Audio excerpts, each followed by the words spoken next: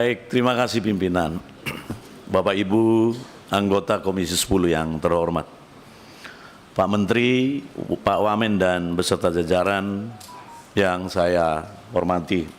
Assalamualaikum warahmatullahi wabarakatuh. Salam sejahtera. Pertama-tama kami apresiasi sekali atas program-program yang telah dijalankan oleh Kementerian Pendidikan Dasar dan Menengah.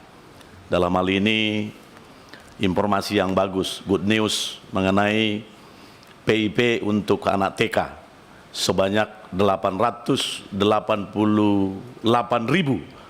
dan kami berterima kasih atas program ini, dan ini adalah menjadi tanda bahwa negara hadir untuk membangun anak-anak bangsa ke depan.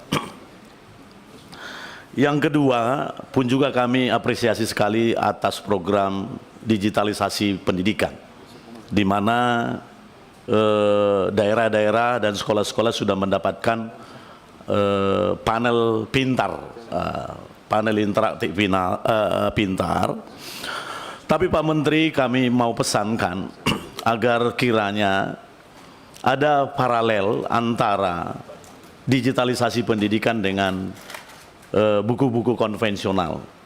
Karena kalau hanya mengandalkan panel interaktif tersebut, anak-anak kita tidak kita bekali dengan buku-buku konvensional, saya khawatir akan ada kesenjangan, disparitas yang akan sangat jauh.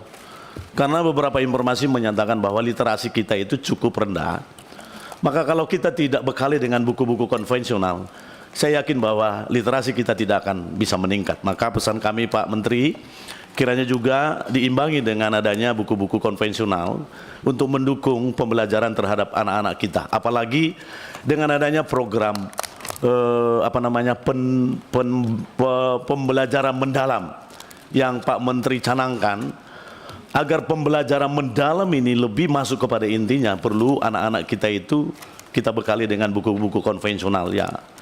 Dan sepanjang kami amati di lapangan, ketika kami lakukan kunjungan, rata-rata sekolah itu buku-bukunya juga sudah, kalau bahasa Melayu sudah bujang lapuk, sudah tua-tua semua buku-bukunya. Jadi mungkin perlu ada perhatian lebih agar ada keseimbangan antara digitalisasi dengan buku-buku pendukung terhadap anak-anak kita. Dan yang ketiga juga atas program revitalisasi kami terima kasih sekali, sekolah-sekolah sudah mulai berbenah.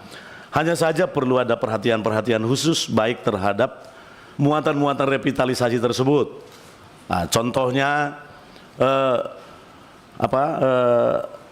kamar mandi itu, toilet itu menjadi salah satu bagian yang perlu menjadi perhatian kita bersama Pak Menteri, mengingat ada paralelisasi program dengan makan siang gizi gratis ini. Takutnya habis makan, kita tahulah apa lanjutan itu. Jadi kalau tidak ada toiletnya, kemana nanti anak-anak ini mengeksekusi keadaan yang mereka boleh alami gitu. Jadi pesan kami, revitalisasinya perlu juga diperhatikan untuk lebih terarah lagi Pak Menteri. Dan yang kedua mengenai revitalisasi ini skemanya, karena kami mendapatkan beberapa informasi kawan-kawan yang diundang untuk membicarakan teknis revitalisasi itu diundang mendadak. Nah, ini menjadi perhatian juga Pak Menteri, karena ada daerah-daerah yang tidak bisa hari ini diundang, besok datang. Nah, ada daerah-daerah yang jauh membutuhkan transportasi minimal 1-2 hari. Sehingga harapan kami ketika nanti program revitalisasi ke depan, kiranya skemanya mungkin dipermudah lah, jangan dibuat dadak-dadakan seperti itu. Dan yang revitalisasi juga, kami juga mendapatkan informasi seharusnya kebutuhan revitalisasinya cukup besar. Tapi ada beberapa sekolah yang mendapatkan nilainya ada yang 50 sampai 65 juta, ini mau bikin apa ini gitu ya. Jadi mohon diperhatikan dalam proses evaluasi terhadap revitalisasi sekolah yang akan datang. Dan yang terakhir Pak Menteri, berkait dengan TKA, ini kami memahami TKA ini adalah salah satu program yang cukup bagus. Cuman saja di lapangan itu ada dua pemahaman. Pemahaman yang pertama, sebagaimana informasi yang disampaikan oleh Pak Menteri bahwa TKA ini adalah hanya alat untuk memotret potensi dan memotret raihan dari pendidikan kita. Namun masyarakat ada banyak memahami bahwa TKA ini adalah perwujudan baru dari ujian nasional yang nantinya bisa dipakai sebagai alat untuk memvalidasi rapot, bahkan juga menjadi alat untuk masuk ke perguruan tinggi. Jadi pesan kami Pak Menteri agar tidak ada pemahaman yang dualisme, kiranya perlu disosialisasi dan ditegaskan kembali agar program TKA ini memang dikhususkan hanya untuk memotret pendidikan kita semata gitu ya. Itu satu. Yang kedua, TKA ini kami anggap sebagai suatu alat, kalau memang itu adalah alat untuk memotret, ini menjadi satu alat yang cukup bagus untuk melihat mapping pendidikan kita, baik dia di seluruh cakupan Nusantara ini. Tapi kami belum melihat Pak Menteri kira-kira setelah dipotret, kira-kira apa tindak lanjutnya nanti begitu. Nah, termasuk kalau potret pendidikannya kurang bagus, intervensinya bagaimana? Ini kami belum mendapatkan itu.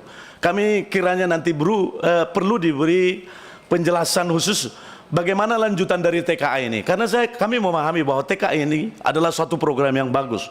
Supaya kita lebih jujur memahami, lebih jujur memotret, lebih jujur melihat situasi pendidikan kita. Karena dengan adanya TKA ini nanti akan terlihat potensi anak-anak, baik juga gurunya, apakah TKA ini dipengaruhi oleh sarana prasarana dan atau hal-hal lain.